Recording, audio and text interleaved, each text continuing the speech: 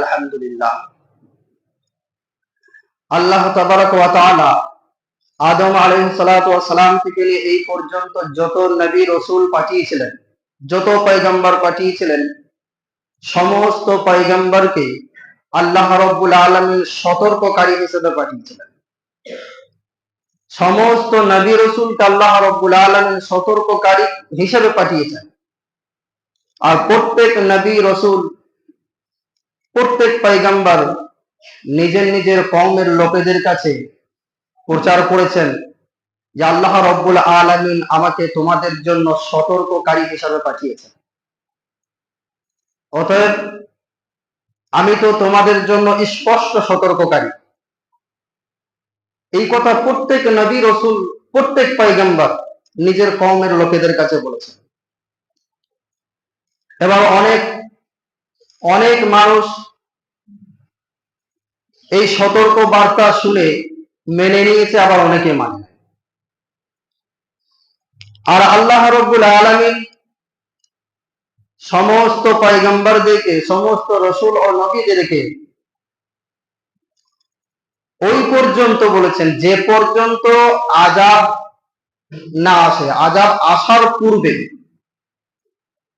আল্লাহ রাব্বুল আলামিন যেমন নূহ আলাইহিস সালাতু ওয়াস সালামকে বলেছিলেন, ইন্না আরসালনা নূহান ইলা কওমিহি আন আনযির কওমাকা মিন ক্বাবলি আন ইয়াতিয়াহুম আযাবুন আলীম। আল্লাহ রাব্বুল আলামিন যেমন নবী নূহ আলাইহিস সালামকে বলেছিলেন যে হে নূহ, আমি আপনাকে আপনার কওমের উপর সতর্ককারী হিসাবে পাঠিয়েছি, অতএব আপনি আপনার কওমের লোকদেরকে সতর্ক করুন আযাব আসার পূর্বে,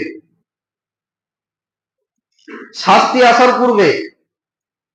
আযাব শব্দের অর্থ হলো শাস্তি। তো শাস্তি আসার পূর্বে আপনি সতর্ক করতে থাকুন। কারণ যখন আল্লাহ রাব্বুল আলামিন আযাব দিয়ে দেবেন, তখন আর কোনো উপায় থাকবে না।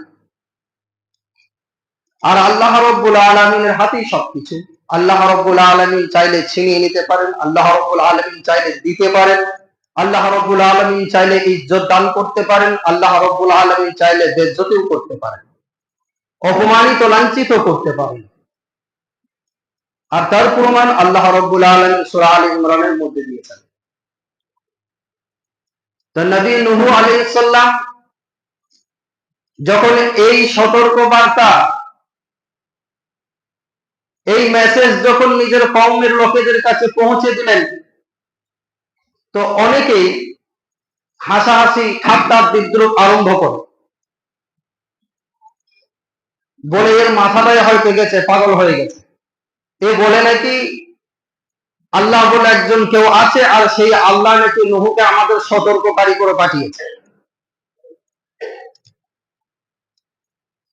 তো নূহ আলাইহিস সালাম যত মানুষের কাছে প্রচার করতে থাকেন, সতর্ক করতে থাকেন, তার মধ্যে কিছু কিছু মানুষ যারা হেদায়েত প্রাপ্য ছিলেন, আল্লাহ রাব্বুল আলামিন যাদেরকে হেদায়েত দিয়েছিল, তারা অবশ্যই নূহ আলাইহিস সালাতু ওয়াস সালামের কথাকে মান্যতা দিয়েছিল বা মেনে নিয়েছিল, নূহ আলাইহিস সালাতু ওয়াস সালামের দলে এসে গিয়েছিল। যখন সীমা অতিক্রম হলো, নূহ আলাইহিস সালাতু ওয়াস সালামের জীবনী যদি সম্পূর্ণভাবে যদি আলোচনা করা যায়, অনেক সময়ের ব্যাপার। আমি সংক্ষেপে বলবো বোঝার মতো, যাতে আমরা বুঝতে পারি। শুধু বুঝলেই হবে না, বোঝার পরে আমাদেরকে নিজেদের জীবনের সঙ্গে মিলিয়ে, নিজেদের জীবনের সঙ্গে কম্পেয়ার করে আমাদেরকেও আল্লাহ রাব্বুল আলামিনের প্রতি ভয় রাখতে হবে, আল্লাহ রাব্বুল আলামিনের ইবাদতকারী হয়ে যেতে হবে।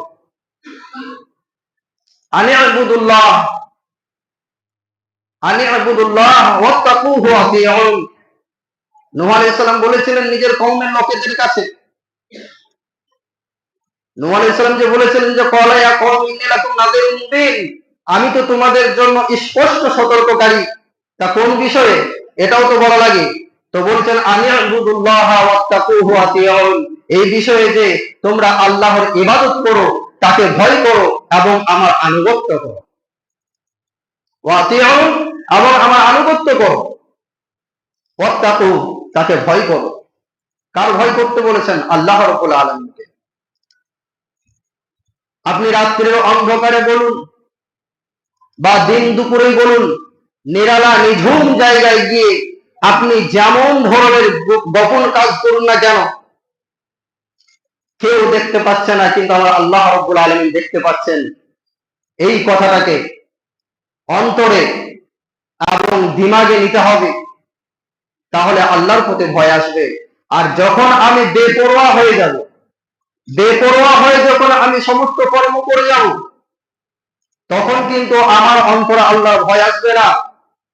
আমি তখন সেই সমস্ত লোকদের অন্তর্ভুক্ত হয়ে যাব যারা আদম আলাইহিস সালাম থেকে নিয়ে আমাদের শেষ নবী পর্যন্ত নবী রাসূল পয়গম্বরদের কথাগুলোকে অমান্য করেছিল। কারণ আল্লাহর রাসূল সাল্লাল্লাহু আলাইহি সাল্লাম, আমাদের শেষ নবী হযরত মুহাম্মদ রাসূলুল্লাহ সাল্লাল্লাহু আলাইহি সাল্লাম যে একাই সতর্ক বার্তা দিয়েছিলেন সেটা না, তার পূর্বে যুগে যুগে যেমন নবী এসেছিলেন, সেই সমস্ত নবী আলাইহিস সালামরা নিজেদের কওমের লোকেদের কাছে এই সতর্ক বার্তা দিয়েছিলেন যে কি একই কথা বলেছিলেন যে লা ইলাহা ইল্লাল্লাহ, তোমরা আল্লাহর ইবাদত করো, এক আল্লাহকে মেনে নাও, এক আল্লাহর প্রতি ঈমান আনো, এক আল্লাহ ছাড়া কারোর কাছে মাথা নত করবে না। একই কথা বলেছিলেন। আর অত্যাকু, ভয় করো, আনি আবুদুল্লাহ, আল্লাহর ইবাদত করো এবং তাকে ভয় করো, এই একই কথা। তো নূহ আলাইহিস সালাতু ওয়াস সালাম যখন নিজের কওমের লোকেদের কাছে প্রচার করতে থাকে, যত প্রচার করতে থাকে তত মানুষেরা নূহ আলাইহিস সালাতু ওয়াস সালামকে ঠাট্টা বিদ্রূপ করতে থাকে। আল্লাহ রাব্বুল আলামিন নূহ আলাইহিস সালাতু ওয়াস সালামকে হুকুম করলেন, বলেন হে আমার নবী নূহ, আপনি একটা গাছ লাগাইয়া ফেলেন। নূহ আলাইহিস সালাতু ওয়াস সালাম আল্লাহ রাব্বুল আলামিনের তরফ থেকে যখন হুকুম পেলেন গাছ লাগাবার, নূহ আলাইহিস সালাতু ওয়াস সালাম একটি গাছ লাগাই ফেললেন। একটা গাছ লাগালেন, সেই গাছটি হলো সেগুন গাছ। সেই গাছটি যখন লাগাচ্ছেন, লোকজন দেখে জিজ্ঞাসা করে, বলে নূহ তুমি কি করছো? বলে দেখতেই পাচ্ছেন আমি একটা গাছ লাগাচ্ছি। আল্লাহ রাব্বুল আলামিন হুকুম করেছেন যে হ্যাঁ নূহ, আপনি একটা গাছ লাগান, ওই গাছটা বড় হবে, বড় হওয়ার পরে ওই গাছটা আপনি কেটে কাঠ তৈরি করবেন, পাতা তৈরি করে আপনি সেই কাঠ দ্বারা নৌকা তৈরি করবেন, কিস্তি বানাবেন। এবং সেই আপনার কিস্তি বানানোর পর পর্যন্ত যদি আপনার কওমের লোকেরা আপনার কথাকে না মানে, আমাকে যদি ভয় না করে, আমাকে আল্লাহ বলে যদি না মানে, আর নবী নূহ আপনাকে যদি আপনার কওমের লোকেরা আমার নবী বলে না মানে, তাহলে আমি আযাব নাযিল করব। কি আযাব নাযিল হবে? আল্লাহ রাব্বুল আলামিন বলেন সেদিনে বন্যা চলবে, বন্যা দিয়ে দেওয়া হবে, পানির দ্বারা ভাসিয়ে দেওয়া হবে, সমস্ত কিছু ডুবিয়ে দেওয়া হবে। আর সেই দিনে শুধুমাত্র আপনার যারা ঈমান আনবে আপনার প্রতি যে আপনি আমার নবী এবং আমি আল্লাহ সবাইকে লালন পালন করি, সবকিছু রক্ষণাবেক্ষণের দায়িত্ব আমি আল্লাহ আমার, এই কথার প্রতি যে বিশ্বাস স্থাপন করবে তারা সকলে আপনার ওই কিস্তির উপর উঠে নিজেদের আত্মরক্ষা পাবে। এই কথা শোনার পরে মানুষরা হাসতে হাসতে চলে যায়, বলে নূহ পুরোপুরি পাগল হয়ে গেছে, কিছুদিন আগে সামান্য একটু পাগল হয়েছিল, আর তো বাকি নাই, সম্পূর্ণ পাগল হয়ে গেছে, এই বলে পার হয়ে চলে যায়। 100 বছর পর সেই গাছটাকে কাটা হয়। 100 বছর পরে সেই গাছটা কেমন হবে একটু চিন্তা করা যায়। সেই গাছটাকে কাটার পর কিস্তি তৈরি আরম্ভ হয়ে যায়। আর এইদিকে মানুষের কাছে দাওয়াত চলতে থাকে, মানুষের কাছে প্রচার চলতে থাকে যে হে লোক সকল, আমি তো তোমাদের জন্য স্পষ্ট সতর্ককারী, আমি তো তোমাদের জন্য স্পষ্ট সতর্ককারী, আমি তো তোমাদের জন্য স্পষ্ট সতর্ককারী। আমি আবুদুল্লাহ, এই বিষয়ে যে তোমরা আল্লাহর ইবাদত করো, ওয়াত্তাকু, এবং তাকে ভয় করো, ওয়াতিউ, এবং তোমরা আমার আনুগত্য করো। নূহ আলাইহিস সালাতু ওয়াস সালামের এই কথা না মানায় আল্লাহ রাব্বুল আলামিন সিগন্যাল দিয়েছিলেন নূহ আলাইহিস সালামকে যে হে আমার নবী নূহ, আপনি লক্ষ্য রাখবেন জ্বলন্ত উনুনের ভিতর দিয়ে যখন পানি বের হবে, আপনি তখন জানবেন এবার প্রলয় আসতে আরম্ভ হয়েছে। তখন আপনি প্রত্যেকটা জীব জোড়াই জোড়াই জোড়াই জোড়াই নিয়ে নেবেন এবং ওই কিস্তির ওপরে গিয়ে আরোহণ করবেন। প্রত্যেকটা জীব জোড়া জোড়া করে নিতে বলেছিলেন আল্লাহ রাব্বুল আলামিন। আর নিজের কওমের লোকেদের যারা ঈমান এনেছিল আল্লাহর প্রতি এবং নবী নূহ আলাইহিস সালামকে আল্লাহর প্রেরিত নবী বলে মেনে নিয়েছিল, তাদের সকলকে সঙ্গে করে নিয়ে উঠে যেতে বলেছিলেন। কিন্তু সেখানে নবী নূহ আলাইহিস সালামের সন্তান কিনান ঈমান আনে নাই, নূহ আলাইহিস সালামকে আল্লাহর নবী বলে মানে নাই। তো আল্লাহ রাব্বুল আলামিন যখন ওই প্রলয় দিলেন, ওই প্রলয় দেওয়ার পর আর সেই কিস্তিটা বানানো হয়েছিল, 3 তলা কিস্তি বানানো হয়েছে। সবার উপর তলায় নূহ আলাইহিস সালাম নিজের দলবলদেরকে নিয়ে উঠে গেলেন, আর দ্বিতীয় তলায় প্রত্যেকটা জীব জন্তু প্রয়োজনের সামানপত্র যেমন যেমন আল্লাহ রাব্বুল আলামিন নিতে বলেছিলেন তেমন তেমন নিয়ে রেখে দিলেন। এবং যখন ওই প্রলয় এসে গেল, যখন সবকিছু ডুবাতে আরম্ভ করলো আল্লাহ রাব্বুল আলামিন, তখন ওই কিস্তি ভেসে উঠে ওই প্রলয় চলা অবস্থায় আবার অনেকেই নূহ আলাইহিস সালামের কাছে ঈমান এনেছিল, কিন্তু শেষ পর্যন্ত নূহ আলাইহিস সালামের সন্তান কিনান সে কিন্তু ঈমান আনে নাই। নূহ আলাইহিস সালাম যত বলে, হে আমার সন্তান কিনান, এখনো পর্যন্ত রাস্তা আছে, এখনো পর্যন্ত সুযোগ আছে, আল্লাহ রাব্বুল আলামিনের প্রতি ঈমান আনো এবং আমি যে আল্লাহর নবী আমার প্রতি ঈমান আনো। তো একই কথা বলে নূহ আলাইহিস সালামের সন্তান কিনান বলে, হে নূহ আমার আব্বা, আপনার আল্লাহ আমার কিছুই করতে পারবে না। ভাসতে ভাসতে গিয়ে একটা বহুত উঁচু পর্বতের মধ্যে উঠে গিয়ে বলে, এবার তো আপনার আল্লাহর কোনো ক্ষমতাই নেই, এই পাহাড়টাকে ডুবিয়ে আমাকে ডুবিয়ে মারবে। কত বড় বোকা! বলে আপনার আল্লাহর ক্ষমতা নেই। তো আল্লাহ রাব্বুল আলামিন শেষে নবী নূহ আলাইহিস সালামকে বললেন, হে আমার নবী নূহ, আপনি এবারে চুপ করে যান, আপনি আর কিছু বলবেন না। বলে, গো আল্লাহ, সে তো আমার সন্তান, তাকে আমি তো চেষ্টা করব বাঁচানো। আল্লাহ, সে আমার ওরস। আল্লাহ রাব্বুল আলামিন বললেন যে, হে নূহ, সে শুধু জন্ম দেওয়া সন্তান হলে সে সন্তান না। একজন ঈমানদারের সন্তানের শর্ত হবে তার মধ্যে ঈমান থাকা, একজন ঈমানদারের পরিবারের ভালোবাসা হবে তার মধ্যে ঈমান থাকা। অতএব তোমার সন্তানের মধ্যে কোন রকমের ঈমান নেই, অতএব তার ব্যাপারে চিন্তা করা ছেড়ে দাও। আল্লাহ রাব্বুল আলামিন নবী আলাইহিস সালামের উপর যে হুকুম করতেন সঙ্গে সঙ্গে সেটা মেনে নিতেন, আর দ্বিতীয়বার কোন রকমের কোন উত্তর করতেন না। নূহ আলাইহিস সালাম চুপ হয়ে গেলেন। তো কিনান সহ আরো অন্যান্য নাফরমান লোকেদেরকে আল্লাহ রাব্বুল আলামিন ধ্বংস বরবাদ করলেন। ভাই সকল, আমার বলার উদ্দেশ্য আপনাদের সকলকে একটাই, যে প্রলয় নূহ আলাইহিস সালামের সন্তান কিনান তথা আরো অন্যান্য লোক বাঁচতে পারলো না। এবার চিন্তা করি, ওই রকম প্রলয় আল্লাহ রাব্বুল আলামিন আমাদের ক্ষেত্রেও কিন্তু একদিন অবশ্যই দেবেন। সেদিন আমরা বা আমাদের সন্তানরা কেমন ভাবে বাঁচবে একবার চিন্তা করি। ওইরকম প্রলয় তো আল্লাহ রাব্বুল আলামিন আমাদের ক্ষেত্রেও কিন্তু দেবেন। আমাদের ক্ষেত্রেও দেবেন বলতে হয়তো মনে করবেন না যে হয়তো 2-4 দিনের মধ্যেই দিয়ে দেবেন। অলরেডি শুরু হয়ে গেছে, প্রলয় শুরু হয়ে গেছে নানান রকম ভাবে। আমরা সকলেই সেটা অনুভব করতে পারছি, দেখতে পাচ্ছি, অনুশোচনা করতে পারছি। নানান রকম ভাবে শুরু হয়ে গেছে। কিন্তু যেটা প্রলয়, ইদা জুলজিলাতিল আরদু জিলজালাহা, পৃথিবী যখন কম্পনে প্রবল ভাবে কম্পিত হবে,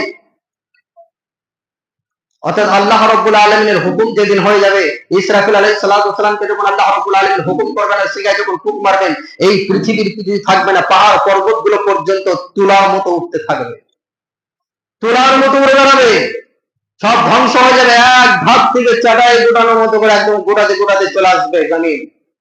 আর পানি, শুধু পানি আর পানি।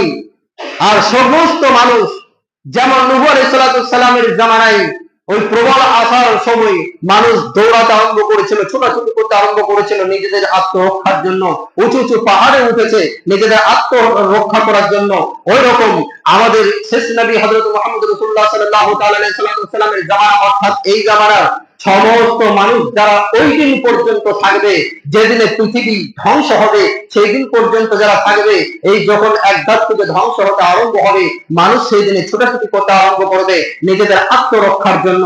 কোন জায়গায় গেলে নিজেরা আত্মরক্ষা পাবো, ছোটাছুটি আরম্ভ করবে, কিন্তু কোন রকম ভয় থাকবে না। আল্লাহ রাব্বুল আলামিন কি পারেন না?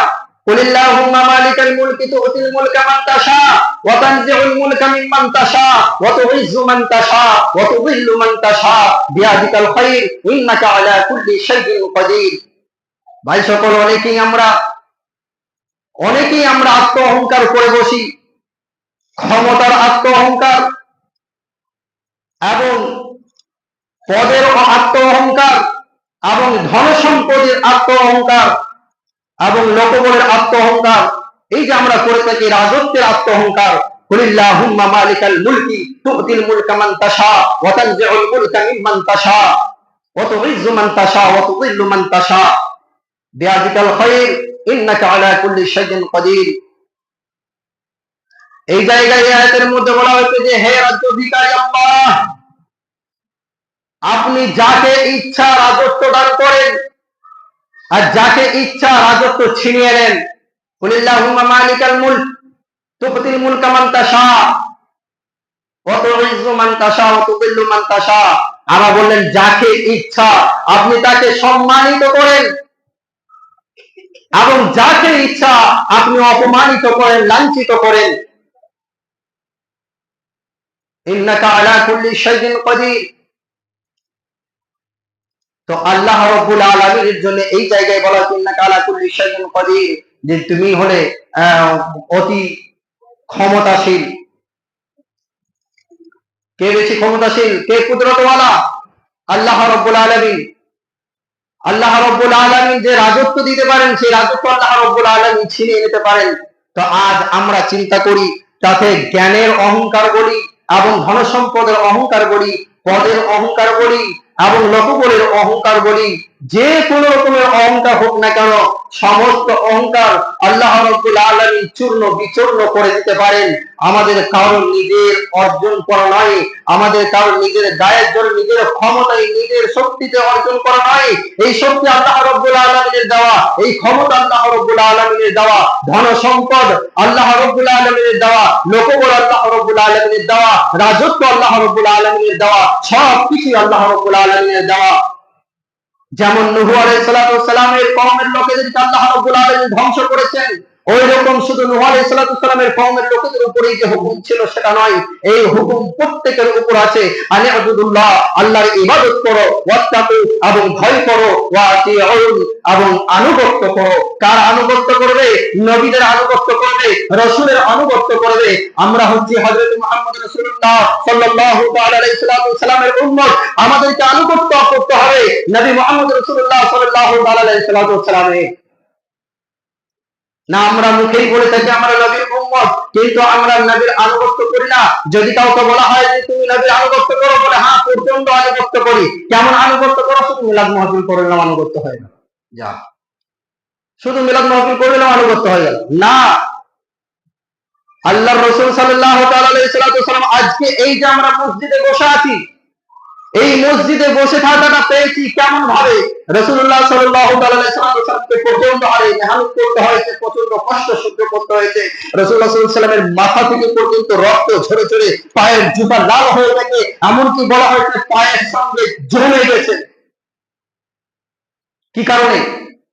আজ এই জায়গাতে ইসলাম পৌঁছানোর জন্য, ইসলাম যাতে এই পর্যন্ত পৌঁছে যায়, কিয়ামত পর্যন্ত যাতে নবী মুহাম্মদ রাসূলুল্লাহ সাল্লাল্লাহু আলাইহি ওয়াসাল্লামের উম্মতেরা গুনাহ থেকে বাঁচার চিন্তাধারা রাখতে পারে, বাঁচার চেষ্টা করতে পারে, কোরআনকে এই পর্যন্ত পৌঁছানোর জন্য।